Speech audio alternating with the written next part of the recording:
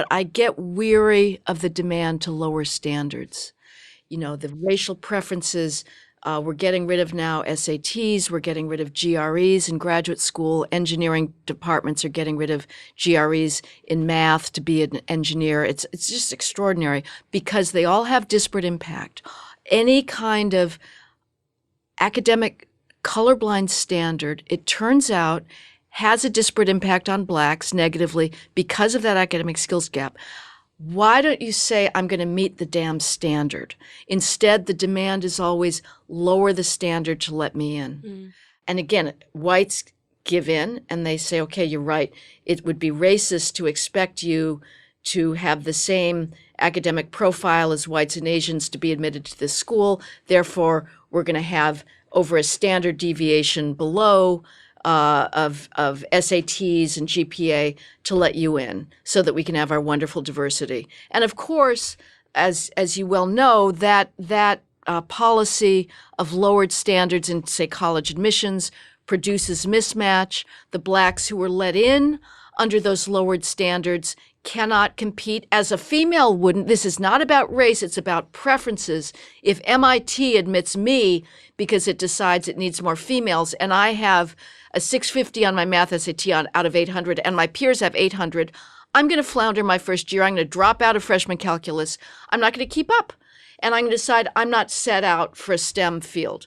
Same thing with Blacks when you admit them in with preferences. Now, those Blacks who are admitted on the same standard do perfectly well. Everybody should be matched to their academic skills level. But instead, nobody's saying meet the damn standard. I have a thought experiment. If Blacks acted like Asians for 10 years in all things related to success, so you had parents that were obsessive about their children's academic work, attending school, not dissing the teacher, not having your back turned, not, screaming in class, taking your textbook home, studying for a test, not getting involved in gangs, drugs, two-parent families. If after 10 years of that sort of Asian behavior, we still saw racial disparities, at that point, I'm going to start listening to you talking about systemic racism. But right now, the behavioral disparities are so great, and it is those disparities which explain these ongoing gaps. And that's why I say we have to take on the myth of bias and say that there are cultural differences and very glaring behavioral differences. If you have a 71 to 73% out of wedlock birth rate in the Black community compared to, say, 16% in the Asian community, game over. That's all you need to know. White privilege consists of this, that whites are still a third as likely to grow up in a single-parent household as Blacks. If it gets up to 71% for whites, I can guarantee you we're going to see the same level of dysfunction. But right now, that is the white privilege, is that you have not just two parents, but more importantly still, at least among the elites, a culture that expects males to develop self-control and bourgeois values to find a mate.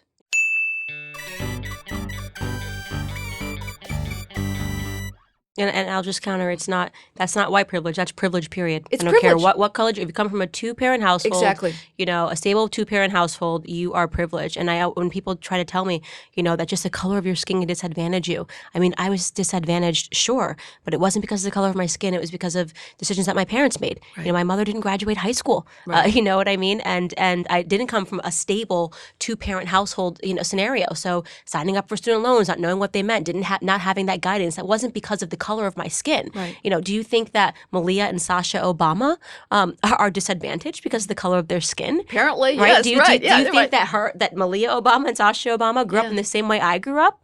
And if your answer is no, then you are acknowledging that what we're talking about has nothing to do with racial differences or racial disparities. Right. They are disparities and they are privileges that are afforded, but it has nothing to do with the color of our skin. You can have the same exact privileges if you make the same exact behavioral decisions. Exactly. And that is so important. And I just, I beat that drum every single day. And I say all the time, I am not fond of what Black culture has become. And, it's disintegrated. It disintegrates every decade. It gets worse and worse. Right. I consider myself to be a Black American from the 1950s, 1940s, my grandfather's time when they grew up, and it was about respect, values, hard work. And my grandfather fared better than my father did. And he grew up in a time under Jim Crow. I mean, think about that. That's fascinating. Because Black culture has shifted. And we've shifted towards a culture of disrespect. And that's natural. You remove fathers from the home. Who instills that your concept of respect and obedience? Obedience for authority, right? If you're not doing that in your household because dad's not at home, maybe mom's working 2 jobs, and you're now left to your own devices. So you're not going to respect the teachers, which means you're not going to respect the police officers. And that's what begins shaking that public order that is so needed for us to maintain a society. And that's what we're getting at today. Let's also talk about Black privilege. It's privilege.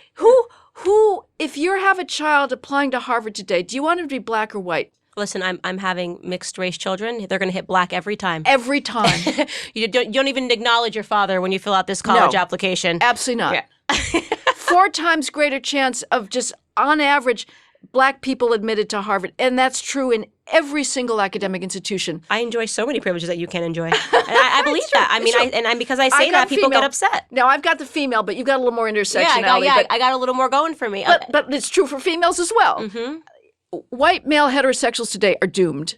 They are doomed. There is no intersectional box they can. Especially if they're heterosexual. Exactly. Heterosexual males, forget it. It's the one thing I would not want to be.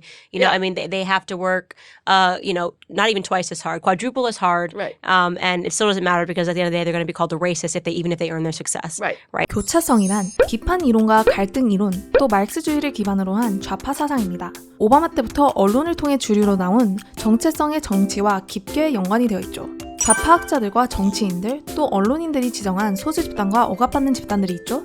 여기에서 집단 정체성이라는 것이 겹치는 경우가 있기 때문에 교차하는 정체성이 많을수록 억압 포인트를 더 얻게 됩니다.